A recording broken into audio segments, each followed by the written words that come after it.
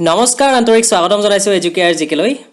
SCERT DElEd pre-entry test 2020 result ইতিমধ্যে ঘোষণা কৰা হৈছে এই বিষয়ত ইতিমধ্যে আমি এটা ভিডিও আপলোড কৰিছো আপোনালোকে নিশ্চয় চাইছে আৰু ৰিজাল্টটো হয়তো বহুতে লাভ কৰিছে এতিয়া যি সকলৰ নাম সিলেকশন লিষ্টত আছে তেওঁলোকে কাউন্সেলিংৰ বাবে আকৌ এবাৰ অনলাইন ফৰ্ম ফিল আপ কৰিব লাগিব কি কৰিব লাগিব সবিশেষ ভিডিওটো অতি চমুকৈ আলোচনা কৰি আছো ভিডিওটো শেষলৈকে চাব ভাল লাগিলে লাইক কৰিব আৰু যদি হে এতিয়ালৈকে চেনেলটো সাবস্ক্ৰাইব কৰা নাই সাবস্ক্ৰাইব কৰি দিব So আপোনালোকে এক্সেস কৰিব লাগিব অফিশিয়াল পোৰ্টেল www.scertassam.co.in এটো ওয়েবসাইট বা এটো পোৰ্টেলৰ তলৰ পিনে গলে আপোনালোকে লিষ্টখনটো ইয়াতে লাভ কৰিছে অলৰেডি নতুনকৈ লিংক এটা দিয়া হৈছে submit TEI preference for counselling ইয়াতে প্ৰেফাৰেন্স আপোনালোকে দিব লাগিব সো হেতু লিংকত ক্লিক কৰিব ক্লিক কৰাৰ পিছত আপোনালোকৰ সন্মুখত যিখন নেক্সট পেজ আহিব এই পেজত আপোনালোকে এনে ধৰণৰ কিছুমান অপচন দেখা পাব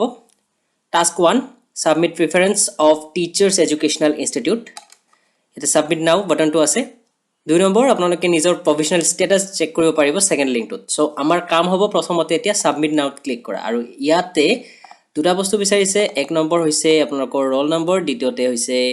date of birth এই দুটা এন্টাৰ কৰিব আৰু go বাটনটোত ক্লিক কৰিব মই এটা কৰি দেখুৱাইছো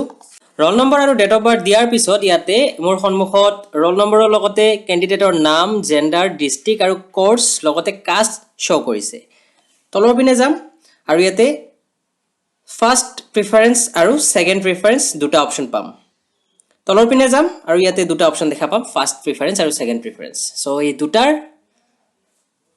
প্ৰতিটো বক্সতে এটা এটা সিলেক্ট কৰিব আৰু সাবমিট প্ৰেফাৰেন্সত ক্লিক কৰিব বাস এইখিনিয়ে কাম এবাৰ নোটিফিকেশনখন চাই লৈছো কি কথা তাত লিখা আছিল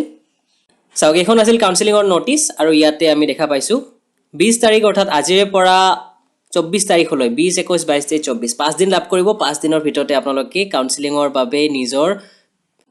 TEI সিলেক্ট কৰিব লাগিব আৰু 27 নৱেম্বৰত আপোনালোকে ইয়াৰ ফলাফল পাই যাব